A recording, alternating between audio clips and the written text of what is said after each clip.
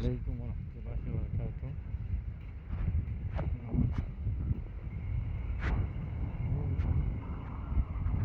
আমার প্রফেশনটাকে বেছে নেওয়ার মূলত একটা কারণ হচ্ছে এই প্রফেশনে ঘুরে বেড়ানো কষ্টকর। যে জায়গায় আছে এই জায়গায় তো সবাই এর আগে আমি আমার অনেকগুলো ভিডিওতে আমি দেখাইছি। এটা হচ্ছে দ্য পামদিপেরা এবং সবচাইতে এক্সপেন্সিভ জায়গার একটা, দামি জায়গার একটা।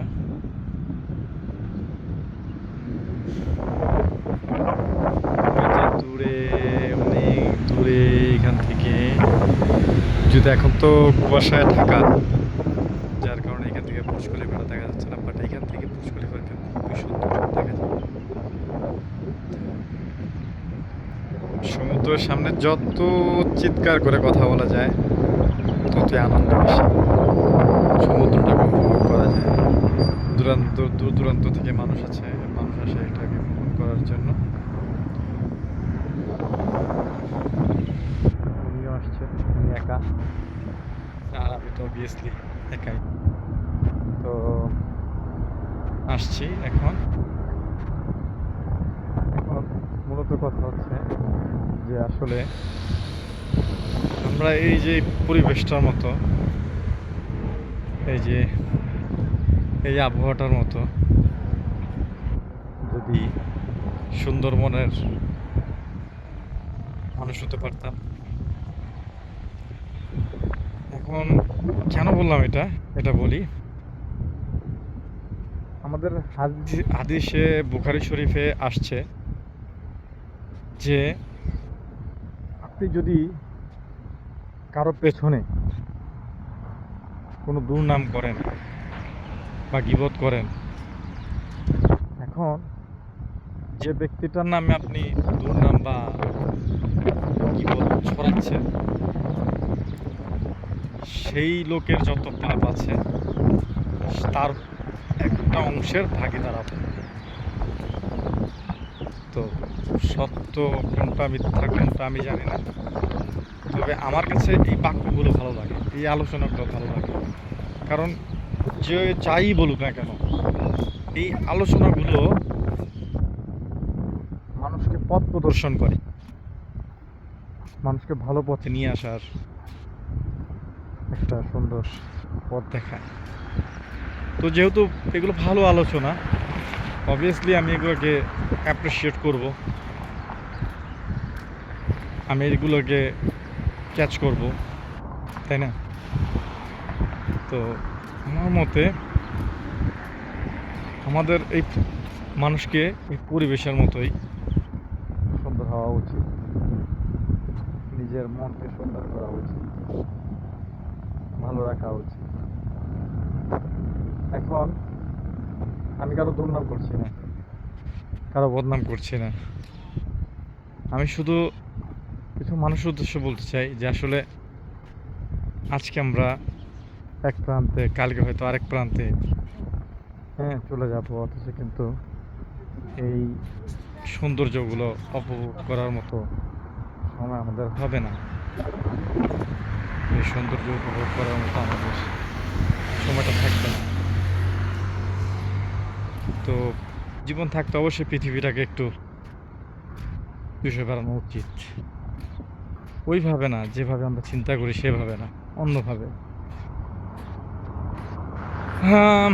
এখন এত কিছু বলার উদ্দেশ্য হচ্ছে, গতকাল আমার খালাতো ভাই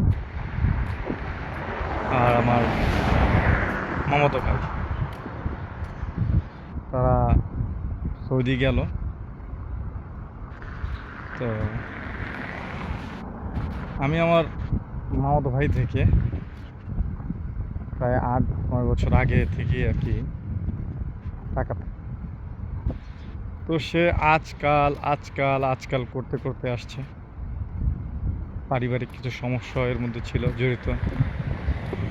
তো তারা আজকাল করতে করতে করতে করতে আমার টাকাটা দেয়। তো যাই হোক, সেটা হচ্ছে অন্য বিষয়।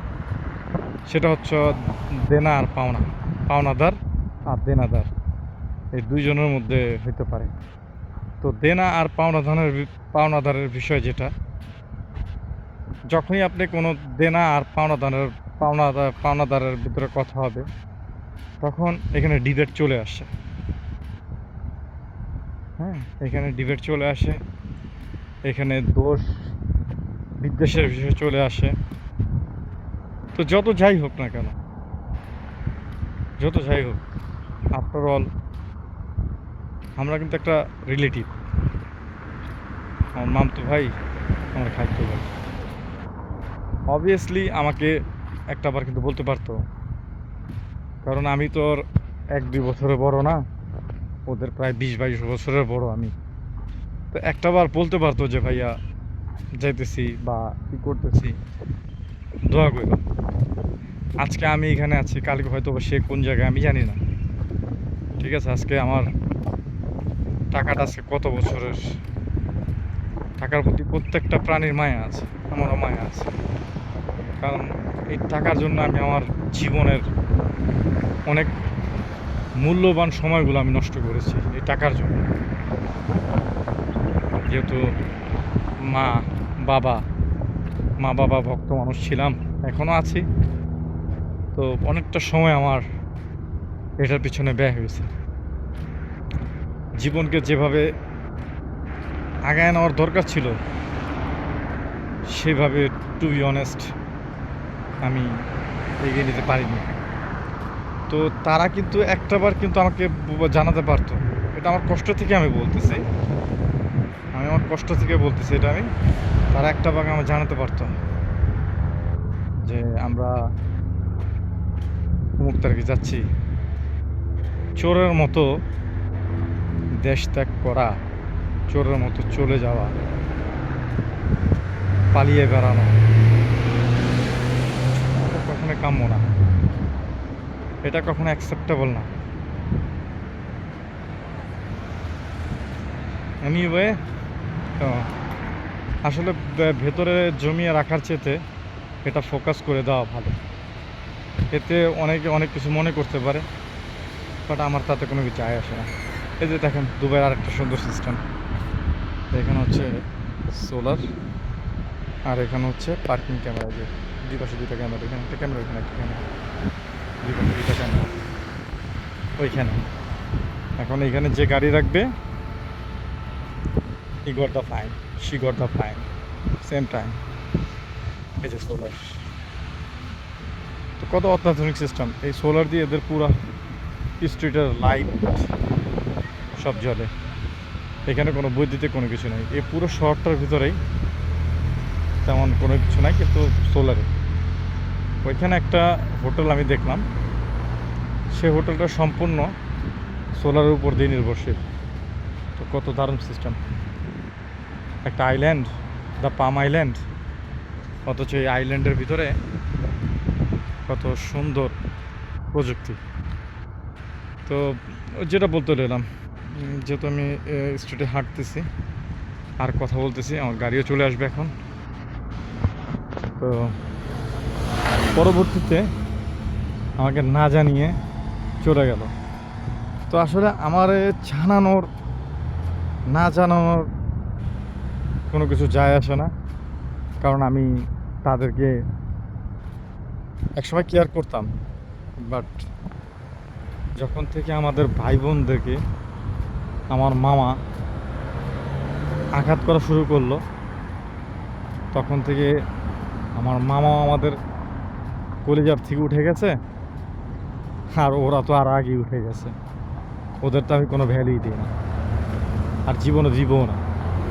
কারণ মানুষের সব ভোলা যায়, কিন্তু কষ্টের কথাগুলো ভোলা যায় না, কষ্টের সময়গুলো ভোলা যায় না। আমার মায়ের যত রিলেটিভ আছে, আমি মানে সবার উদ্দেশ্যে বলতে চাই, এই ভিডিওটা অবশ্যই তারা দেখবে, তারা দেখে হয়তো বা আজকের পরে হয়তো বা তারা আমার সাথে সম্পর্ক নাও রাখতে পারে, বাট আই ডোন্ট কেয়ার। তারা যে সম্পর্ক রাখতে হবে, এটা সময়ের তাগিদে নট নেসেসারি। আমি চাই না তারা আমার সাথে সম্পর্ক রাখুক। এটা আমি ভিডিওর মাধ্যমে বলে দিলাম। আমি চাই না তারা আমার সাথে সম্পর্ক রাখুক বা আমি তাদের এখানে যাই। যেহেতু আমার মায়ের কবরটা ওখানে আছে, অবশ্যই আমাকে জিয়ারতে যেতে হবে, বাট আমি ওনাদের এখানে অন্তত যাব না, আমার মামার এখানে অন্তত আমি যাব না। এটা আমি বলে বলে রাখতে পারি, কারণ পৃথিবীতে মায়ের পরে, বাবার পরে মামা আর খালার অনেক আপন হয়। তো আমার মামা আমাদের অনেক আপন ছিল। আমার মামাকে আমরা অনেক শ্রদ্ধা এবং ভালোবাসতাম। ভালোবাসতাম বলতে এখন ভালোবাসি না। আমি কিন্তু মোটেও আমার মামার নামে কোনো দুর্নাম করতেছি না। আমি চাই এই ভিডিওটা তারা দেখুক এবং তারা উপলব্ধি করুক যে আসলে তাদের কী ভুলটা ছিল। ভুল তাদের যথেষ্ট ছিল। তারা বলে যে তাদের কি ভুল ছিল, তারা নাকি তাদের সেই নিজস্ব ভুলটা ধরতে পারে না।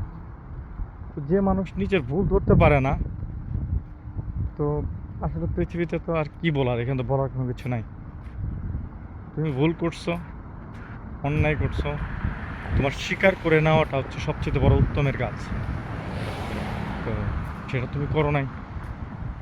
তো যাই হোক, তারা যেখানে থাকুক, দোয়া করি তারা ভালো থাকুক।